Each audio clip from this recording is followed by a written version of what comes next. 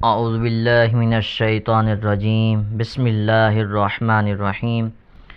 انا انزلناہ فی لیلۃ القدر، بے شک ہم نے اسے شب قدر میں اتارا۔ انا انزلناہ فی لیلۃ القدر، بے شک ہم نے اس قرآن کو شب قدر میں نازل کیا، یعنی بے شک ہم نے اس قرآن مجید کو لوح محفوظ سے آسمان دنیا کی طرف یک بارگی شب قدر میں نازل کیا۔ شب قدر شرف و برکت والی رات ہے۔ اس کو شب قدر اس لیے کہتے ہیں کہ اس شب میں سال بھر کے احکام نافذ کیے جاتے ہیں اور فرشتوں کو سال بھر کے کاموں اور خدمات پر مامور کیا جاتا ہے،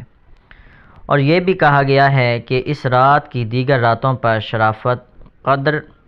کے باعث اس کو شب قدر کہتے ہیں، اور یہ بھی منقول ہے کہ چونکہ اس شب میں نیک اعمال مقبول ہوتے ہیں اور بارگاہ الہی میں ان کی قدر کی جاتی ہے، اس لیے اس کو شب قدر کہتے ہیں۔ احادیث میں شب کی بہت فضیلتیں وارد ہوئی ہیں۔ حضرت ابو ہریرہ رضی اللہ تعالی عنہ سے روایت ہے، رسول اللہ صلی اللہ تعالی علیہ وآلہ وسلم نے ارشاد فرمایا، جس نے اس رات میں ایمان و اخلاص کے ساتھ شب بیداری کر کے عبادت کی تو اللہ تعالیٰ اس کے سابقہ صغیرہ گناہ بخش دیتا ہے۔ اور حضرت انس بن مالک رضی اللہ تعالیٰ عنہ سے روایت ہے کہ رمضان کا مہینہ آیا تو حضور پر نور صلی اللہ تعالیٰ علیہ وآلہ وسلم نے ارشاد فرمایا، بے شک تمہارے پاس یہ مہینہ آیا ہے اور اس میں ایک رات ایسی ہے جو 1000 مہینوں سے بہتر ہے۔ جو شخص اس رات سے محروم رہ گیا وہ تمام نیکیوں سے محروم رہا، اور محروم وہی رہے گا جس کی قسمت میں محرومی ہے۔ لہٰذا ہر مسلمان کو چاہیے کہ وہ یہ رات عبادت میں گزارے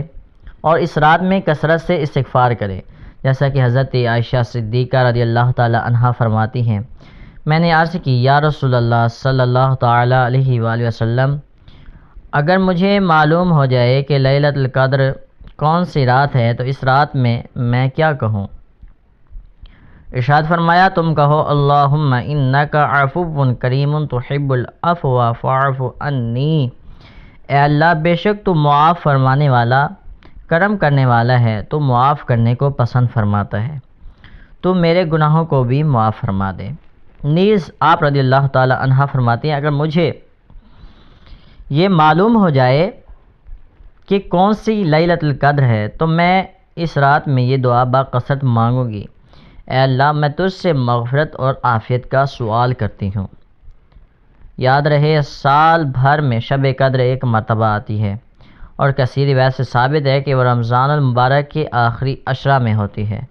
اور اکثر اس کی بھی طاق راتوں میں سے کسی ایک رات میں ہوتی ہے۔ بعض علماء کے نزدیک رمضان المبارک کی 27ویں رات شب قدر ہوتی ہے، اور یہی حضرت امام اعظم رضی اللہ تعالیٰ عنہ سے مروی ہے۔ امام فخر الدین رازی رحمۃ اللہ تعالیٰ علیہ فرماتے ہیں، اللہ تعالیٰ نے شب قدر کو چند وجوہ کی بنا پر پوشیدہ رکھا ہے۔ نمبر 1، جس طرح دیگر اشیاء کو پوشیدہ رکھا، مثلا اللہ تعالیٰ سے اپنی رضا کو اطاعتوں میں پوشیدہ فرمایا تاکہ بندے ہر اطاعت میں رغبت حاصل کریں،